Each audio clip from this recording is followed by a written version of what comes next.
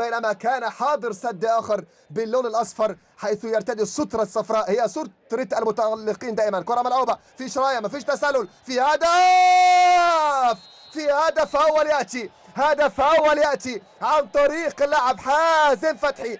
حازم يتألق، حاسب بن حازم، حازم يتألق لفريق الإنتاج الحربي مع مطلع الدقيقة 15. كما نتابع ضربة ركنية ملعوبة من اللاعب محمد عبد الوهاب، عرضية أكثر من رائعة، ولكن كوبينا يارو كما يرى المساعد الثاني لحكم اللقاء بأنه لم يكن في وضعية تسلل، يلعب الكرة بالرأس، يهيئ الكرة بكل سهولة إلى حازم فتحي الخالي من الرقابة الدفاعية. وكما تابعنا وكانه يسدد ركلة جزاء مسافة 10 ياردات. وعبد الله السعيد،